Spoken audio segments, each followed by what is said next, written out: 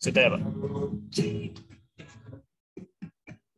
Ya, bisa dimulai untuk menceritakan apa yang sudah dibaca dari review jurnal SLAM Load Estimation for High Speed Catamarans in Regular Heat Seas by Fuel Scale Computational Fluid Dynamics.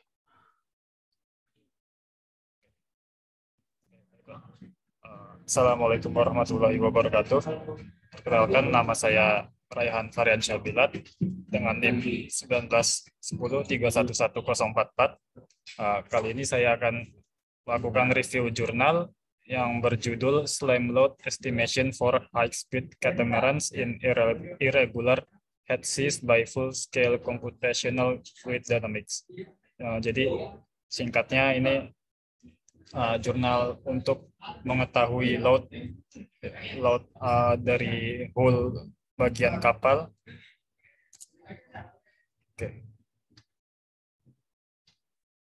Oke, abstrak.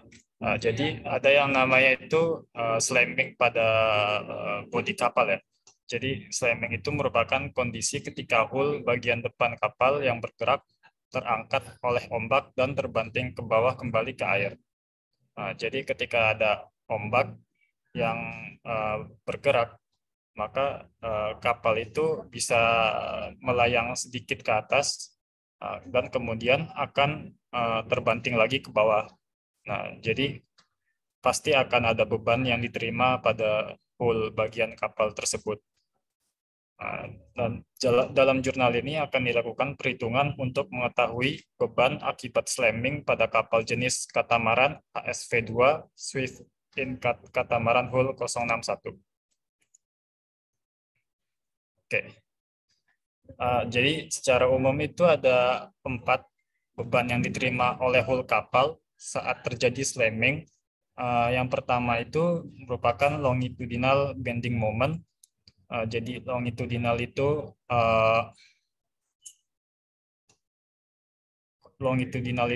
merupakan proyeksi kapal dari depan ke belakang. Jadi dari samping kita ngelihatnya. Nah, terus lalu yang kedua itu ada transverse bending moment. Seperti yang terlihat di sini, transfer bending moment itu momen yang terjadi ketika kita melihat dari arah depan kapal. Lalu ada pitch connecting moment. Lalu yang terakhir itu ada shear and splitting forces. Nah, tapi di jurnal ini yang jadi titik utama yang diteliti itu adalah longitudinal bending moment atau LBM yang pertama ini. Oke. Jadi gelombang laut itu dibedakan menjadi 2 ya. Yaitu yang pertama itu gelombang laut regular dan irregular. Nah, jadi perbedaan gelombang laut regular dan irregular itu terlihat dari kalau laut regular itu gelombangnya itu pasti, sedangkan irregular itu gelombangnya itu kadang naik, kadang bisa naik sekali, kadang bisa turun sekali, seperti itu. Nah, kalau yang di jurnal ini yang dibahas itu yang gelombang irregular. Lalu perhitungan beban hull kapal pada jurnal ini berfokus pada beban LBM, seperti yang tadi saya sebutkan, dan akan diperhitungkan pada gelombang laut irregular menggunakan software CFD maupun menggunakan model tiruan untuk melakukan perhitungan.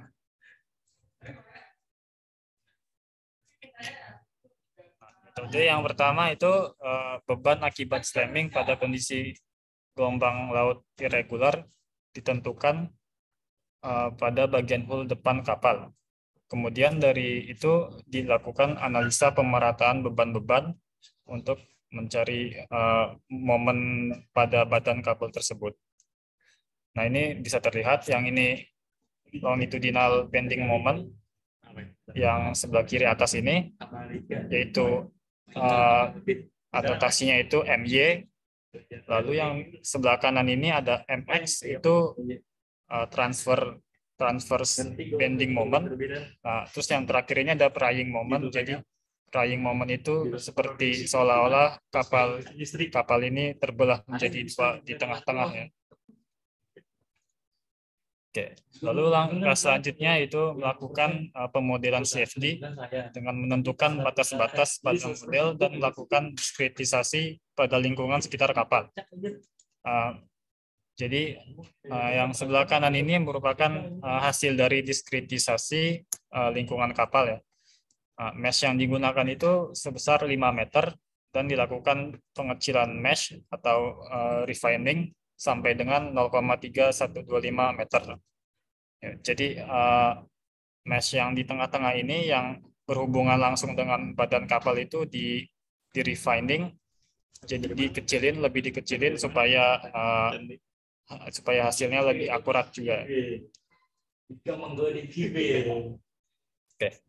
Oke, selanjutnya itu sebelum melakukan validasi lebih lanjut, dilakukan penentuan tipe aliran invisit dan aliran viscous.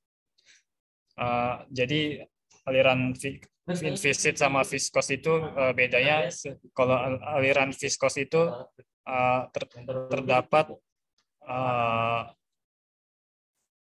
terdapat viskositas ya.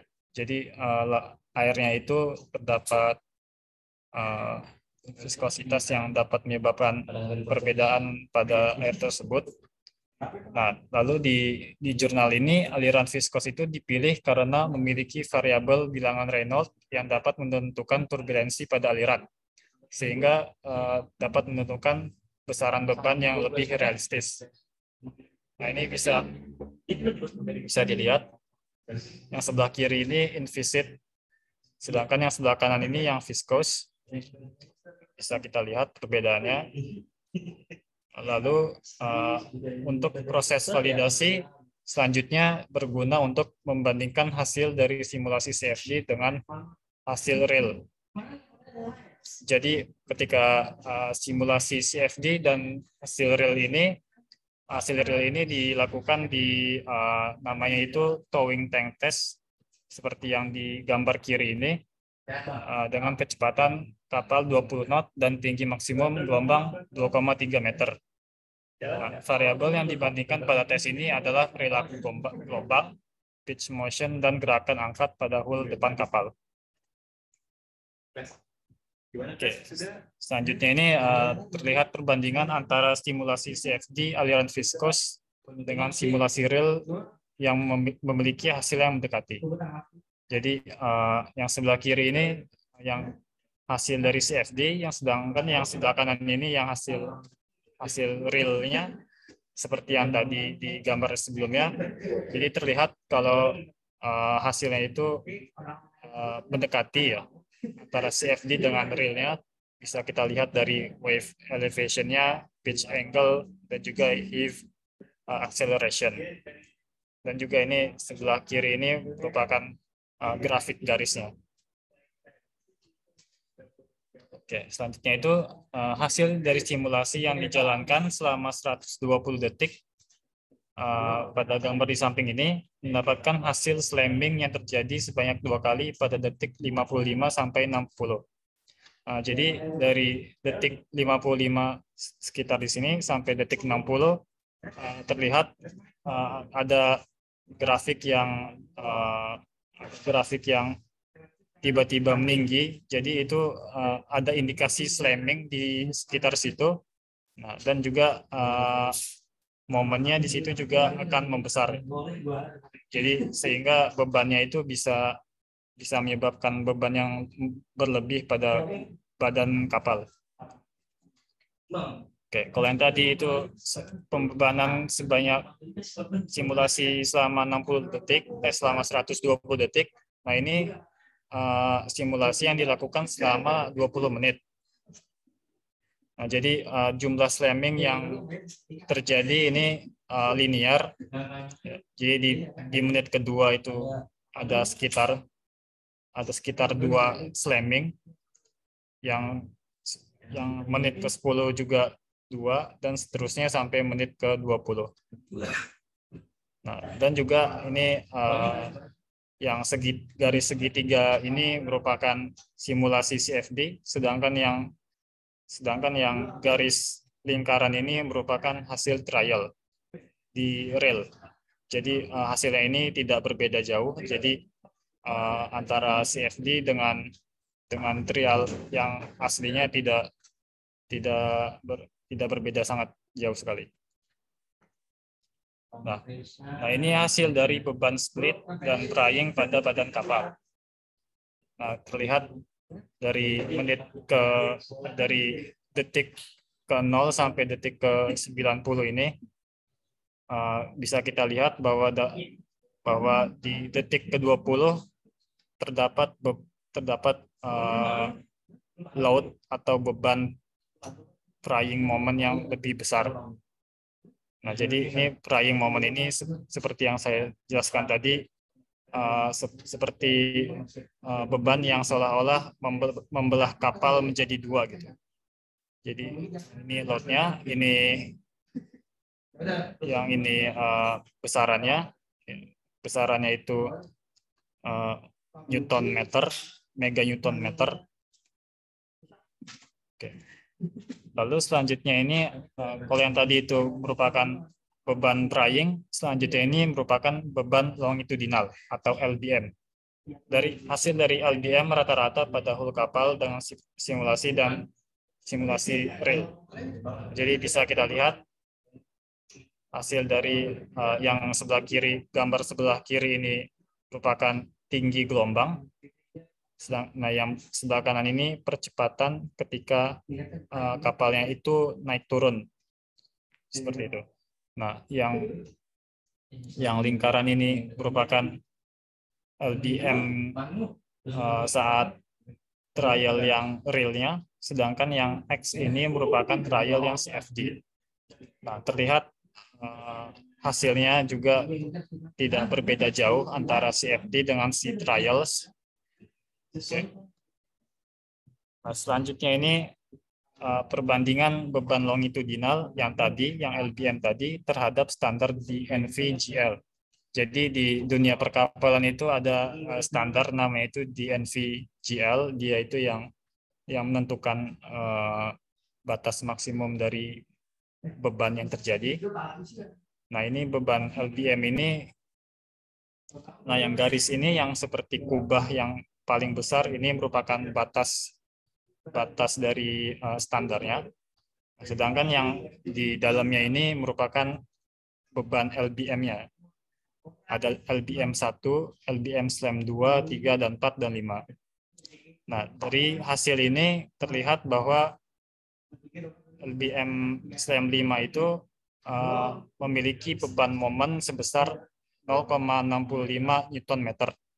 Dan itu masih jauh di bawah standar DNV-GL tersebut. Nah, hasil dan pembahasan pembebanan longitudinal bending moment hanya mencapai 0,65 Newton meter atau 65% dari batas maksimum yang ditentukan oleh standar DNV-GL. Lalu pembebanan transverse bending moment dan speed force mencapai 28% dan 15% dari batas maksimum. Jadi bisa kita lihat kalau transverse bending moment ini dan speed force itu jauh di bawah. Jadi maka dari itu jurnal ini fokusnya lebih ke longitudinal bending moment atau LBM karena dia ini yang paling kritikal dibandingkan beban-beban yang lainnya. Ya, hasilnya itu 0,65 Newton meter atau 65%. Nah, hasil dari pembebanan longitudinal kapal terhadap gerakan gelombang laut irregular akan dibandingkan dengan standar DNV-GL seperti yang tadi untuk melihat apakah beban tersebut masih sesuai standar atau melewati standar. Nah, penulis jurnal ini menemukan bahwa kapal jenis katamaran HSV2 Swift Imped Catamaran Hull 061 masih dapat menahan beban slamming akibat gelombang laut irregular. Jadi seperti yang tadi, beban yang terbesarnya, beban LBM-nya itu hanya mencapai 65% dari standar yang berlaku. Jadi masih dalam kategori aman menurut standarnya. Oke, baik. Dari itu review jurnal dari saya. Boleh saya balikan lagi ke Pak Damora. Ya, oke. Nanti coba ditampilkan slide pertamanya, kemudian dari partisipan atau mahasiswa yang mendengarkan bisa memberikan pertanyaan apa yang ingin ditanyakan dari review jurnal dengan judulnya apa tadi? Slide awalnya. Slam load estimation for high speed ya. Jadi kecepatan tinggi high speed katamaran in regular heat SIS menggunakan penskalaan full scale, skala penuh ya, 1:1 kalau dari full scale ini disimulasikan dengan CFD, Computational Fluid Dynamics. Jadi nanti bisa memberikan pertanyaan, satu orang satu pertanyaan ya, karena di bagian ini ada 1, 2, 3, 4 bisa memberikan pertanyaan.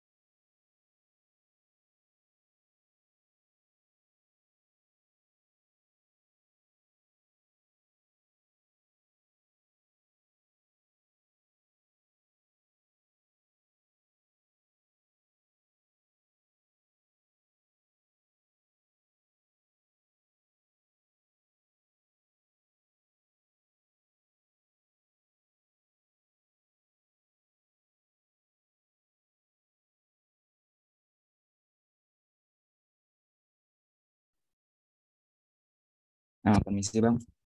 Saya izin nanya. Jadi untuk hasil hasil dari perhitungannya itu didapatkan kesimpulannya itu seperti apa ya Bang? Kesimpulannya tadi. Oke.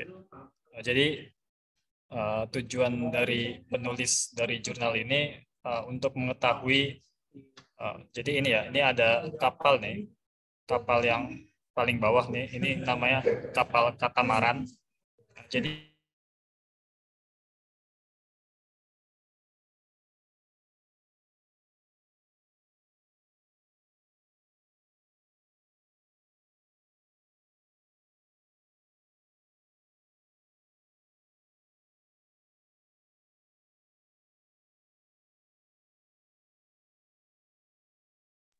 Suaranya terputus ya atau gimana? Putus-putus Bang.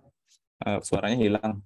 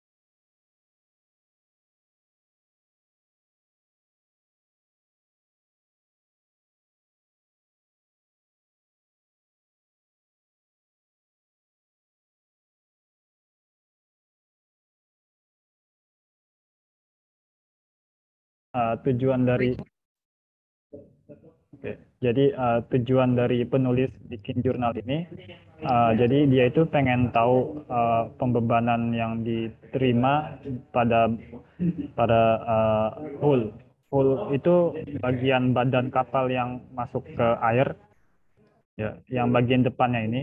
Jadi ketika ketika slamming, ketika kapalnya itu naik ke atas gitu, lalu turun ke banding ke bawah, dia itu akan menerima beban seperti itu.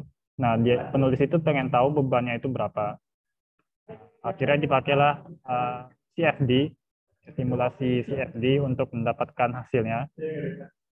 Nah, hasil akhirnya itu bisa kita lihat di sini. Hasil akhir yang tertingginya itu setelah tes 5 kali, hasil tertingginya itu 0,65 Newton meter. Ya. Nah, sedangkan standarnya itu nih, peaknya ini standarnya itu 1 ya. Jadi 0,65 itu dibandingin 1 itu 65%. Jadi masih jauh di bawah. Nah, jadi kapal ini masih sanggup untuk melintasi laut yang gelombang atau ombaknya itu irregular, yang tinggi tinggi tinggi gitulah, masih sanggup dia. Jadi seperti itu. Ya, terima kasih Bang.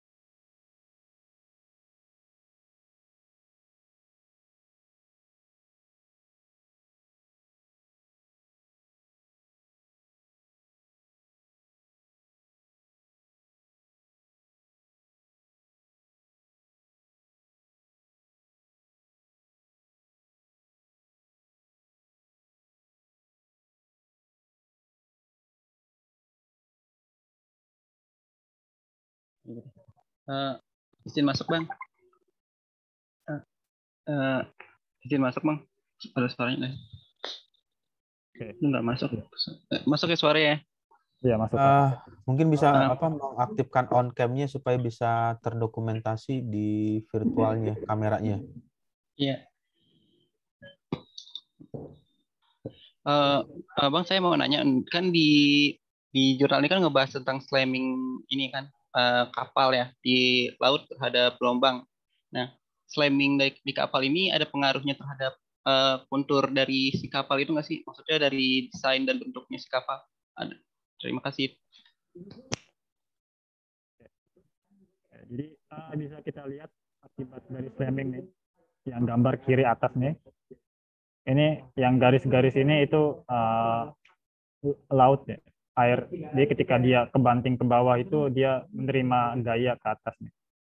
Nah, dari gaya ini maka akan muncul namanya itu beban, akan muncul beban namanya itu MY, momen ya. Jadi momen longitudinal namanya. Nah, ini bisa kalau nggak kuat dia itu bisa patah belah jadi dua gitu. Nah, jadi penulis jurnal ini mau tahu apakah kapal ini masih sanggup atau tidak gitu. Masih sanggup menahan beban momen MY-nya ini atau tidak. Nah, tapi di sini selain MY juga ada VX ya. VX itu shear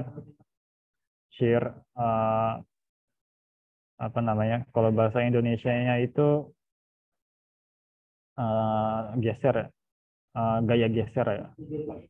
Nah, jadi dia juga pengen, tapi yang lebih jadi konsentrasinya itu MY, beban longitudinalnya itu.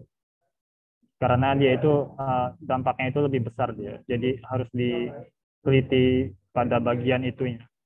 Ya, jadi seperti itu kurang lebih.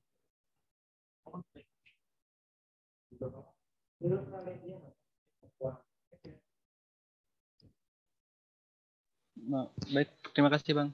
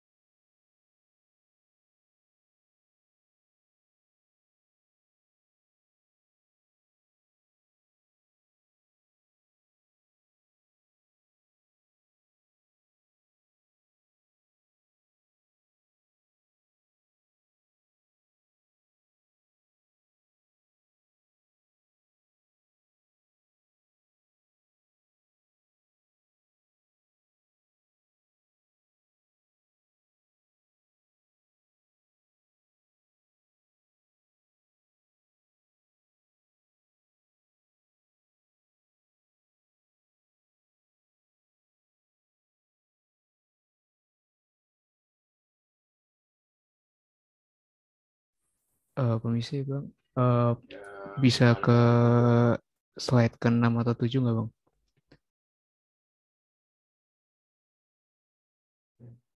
Yang ini. Iya Bang. Yang ini. Oke. Kenapa?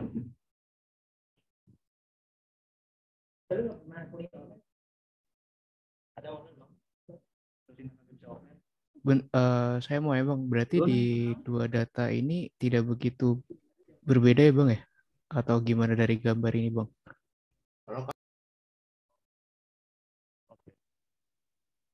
Jadi yang sebelah kiri ini merupakan simulasi CFD, sedangkan yang salah. Jadi yang sebelah kiri ini CFD yang aliran invisit, yang sebelah kanan ini aliran viscous. Nah, jadi aliran invisit itu nggak ada kekentalan dalam suatu fluida, sedangkan viscous ini memiliki kekentalan dalam suatu fluida. Nah, udah tentu pasti hasilnya itu akan berbeda ya. Jadi ketika ada viscous itu air itu fluida itu jadi berperilakunya itu seperti apa ya? Jadi kalau ibarat ada madu misalkan, madu itu kan kekentalannya kan tinggi itu ya. Nah, jadi ketika kita jatuh ke kolam yang kekentalannya tinggi itu akan beda rasa sakitnya sama kita jatuh ke air yang kekentalannya lebih rendah gitu. Nah, jadi sama seperti kapal yang ada di sini. Jadi penulis jurnal ini memilih aliran viskos supaya hasilnya itu bisa lebih realistis pada bodi kapal seperti itu.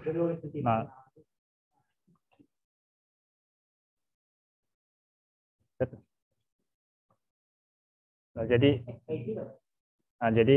gambar sebelah kiri ini ada jadi di gambar ini ada dua ya, yang atas bawah ada heave motion, ada pitch motion. Nah, heave motion itu perpindahan angkat ya. Jadi ketika kapalnya itu naik, dia itu namanya itu heave motion ya. Nah, naiknya itu antara 0,5 meter sampai 1 meter. Nah, sedangkan pitch motion itu arah derajat kapalnya. Ini ada 2 derajat, ada 4 derajat. Nah, ini kedua aliran invisit dan viscous ini akan diperbandingkan. Seperti itu, akan diperbandingkan. Apakah ketika aliran invisit itu, ketika kapalnya terangkat, apakah hasilnya itu akan sama atau tidak? Nah, ini hasilnya akan sama, tapi hasil pembebanannya itu akan berbeda. Jadi ini sama ini hanya untuk memverifikasi saja, ya, hanya untuk memvalidasi aja apakah kedua ini sama atau tidak. Nah, hasilnya itu pasti akan berbeda. Hasilnya itu pasti akan beda seperti itu. Jadi ini hanya verifikasi awal saja ya. Seperti itu.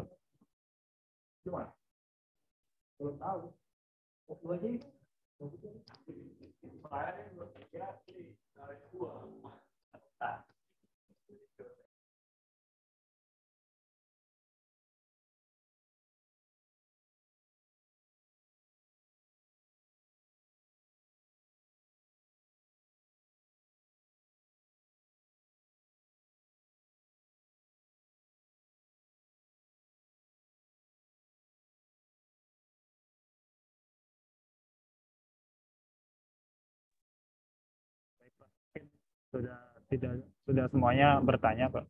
Boleh dilanjutkan ke Bapak. Ya, sudah semua ya, 4 pertanyaan.